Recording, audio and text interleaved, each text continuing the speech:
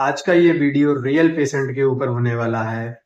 आज मैंने जो भी पेशेंट किए हैं उसमें से 3 पेशेंट के बारे में मैं आपको दिखाऊंगा और साथ में बताऊंगा भी कि मैंने इनका क्या इलाज किया है। आपको वीडियो में भी उनकी छोटी-छोटी क्लिप दिखा दूंगा कि उनको क्या-क्या समस्याएं थी और उनमें मैंने क्या-क्या इलाज किया है। इनमें से एक पेशेंट मेरे पास आए थे जिसकी वजह से मैं ये वीडियो बना रहा हूँ, क्योंकि बहुत सारे लोगों को ज़्यादा जानकारी नहीं होती है तो वो गलत ट्रीटमेंट करवा लेते हैं। तो इसीलिए मैं ये वीडियो बना रहा हूँ। तो ये जो पेशेंट है जिसके बारे में मैं वीडियो बना रहा हूँ, ये 3 महीने से परेशान थे। 3 महीनों से इनको दांत में दर्द हो रहा था और ये 2 जगह और भी दिखाकर जा चुके हैं। तो उन दोनों जगह पर डॉक्टरों ने इनको बताया कि आपका ये दांत निकालना पड़ेगा। तो किसी ने मेरे बारे में बताया तो इसलिए ये पेशेंट मेरे क्लिनिक पर आए। तो आगे वीडियो में मैं आपको दिखाऊंगा इनके दांत किस कंडीशन में था और कैसे इसके ऊपर मैंने इलाज किया है और बाकी के पेशेंटों को क्या समस्याएं थी, ये भी दिखाऊंगा और बताऊंगा कि इनमें क्या इलाज मैंने किया है। अगर आप मेरे चैनल पर नए हैं तो प्लीज इसे सब्सक्राइब कर लीजिए और बेल आइकन जरूर दबा दीजिए, ताकि मेरे न्यू वीडियो की नोटिफिकेशन आपको मिलती रहे और इसी तरीके से आगे भी मैं आपके लिए वीडियोस बनाता रहूं। तो आइए वीडियो शुरू करते हैं। तो दोस्तों, ये पेशेंट मेरे पास आए थे, काफी परेशान थे। इन्होंने मुझे बताया ये 2 जगह और भी दिखाकर आ चुके हैं, वहां पर इनका दांत निकालने के लिए बोल दिया। लेकिन इन्होंने मेरे बारे में सुना तो मेरे क्लिनिक पर आए। तब मैंने इनका दांत चेक किया। इनके टीओपी पॉजिटिव थी, मतलब अगर इनका दांत, ऊपर वाला दांत जो है नीचे वाले दांत से भी अगर टच हो जा रहा था तो इनको काफी ज्यादा पेन हो रहा था। रात में सोते वक्त अपने आप पेन हो रहा था। इन्होंने बताया कुछ समय पहले तक, यानी कुछ महीनों पहले तक इनमें ठंडे गर्म से भी इनको दर्द होता था। तब इन्होंने मेडिकल से मेडिसिन ली और उसी से इनका काम चल गया। लेकिन अब मेडिकल की मेडिसिन भी काम नहीं कर रही है। तब इन्होंने मुझे बताया कि मैं 2 जगह और जाकर दिखा के आया हूँ, वहां मेरा दांत निकालने के लिए बोल दिया। मैं दांत निकालवाना नहीं चाहता हूँ क्योंकि पेशेंट की एज अभी ज्यादा नहीं है, 23 साल की इनकी उम्र है।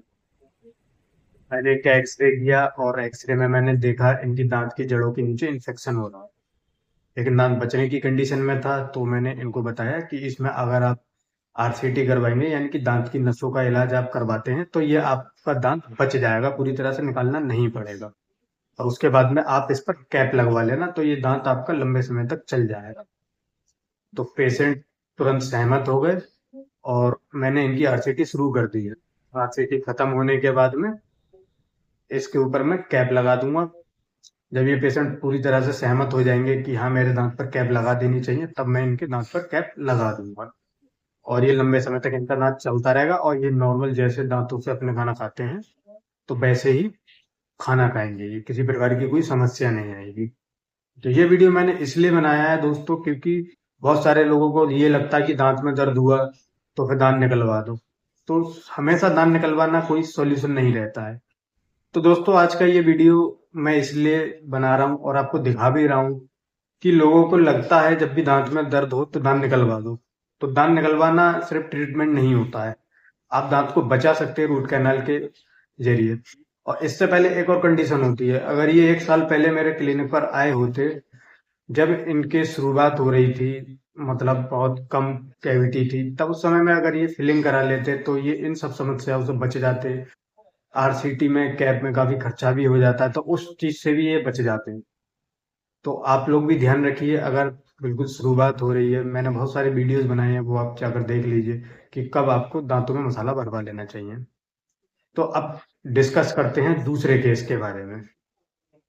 ये जो पेशेंट हैं, इनके दांत घिस चुके हैं, आप देख रहे हैं जैसे कि वीडियो में। इसकी वजह से इनकी जीभ बार बार कट जा रही थी। एक चीज और बता दूं, मैं इनका ट्रीटमेंट काफी लंबे समय से कर रहा हूँ।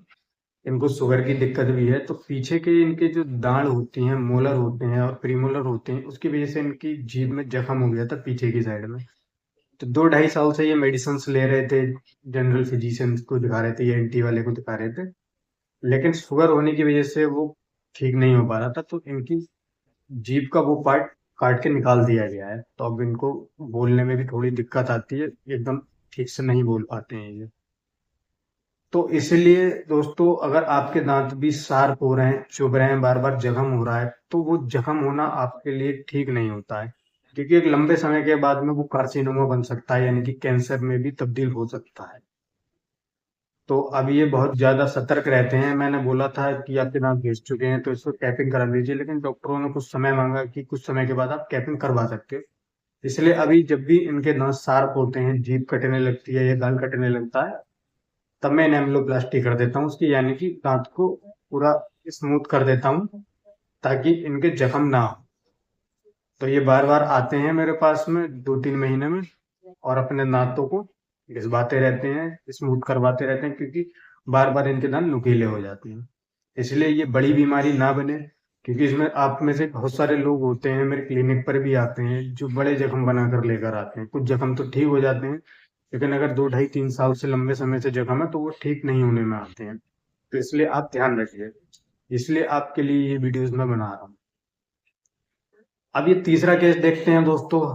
इनको कैविटी हो रही थी, दो दांत के बीच में कैविटी हो गई थी। ये गुटखा भी खाते रहते हैं। तो अभी 2-3 दिन पहले ही बता रहे थे, गुटखा खाते खाते इनका ये साइड से दांत टूट गया है। आगे कैप लगी हुई है, काफी पुरानी हो चुकी है। तो मैंने बताया इनको, अगर आप गुटखा खाते हैं तो फिलिंग कोई भी करवा लेंगे तो इस दांत में बहुत दिनों तक नहीं चलेगी। आप इस पर 2 दांत की कैप लगवाएंगे तभी फिलिंग रुक सकती है। लेकिन इन्होंने बोला कि मैं कुछ समय के बाद कैप लगवा लूंगा, अभी ज्यादा मेरा बजट नहीं है, आप अभी फिलिंग कर दो। तो इसमें मैंने दांत के कलर की ही फिलिंग कर दी है।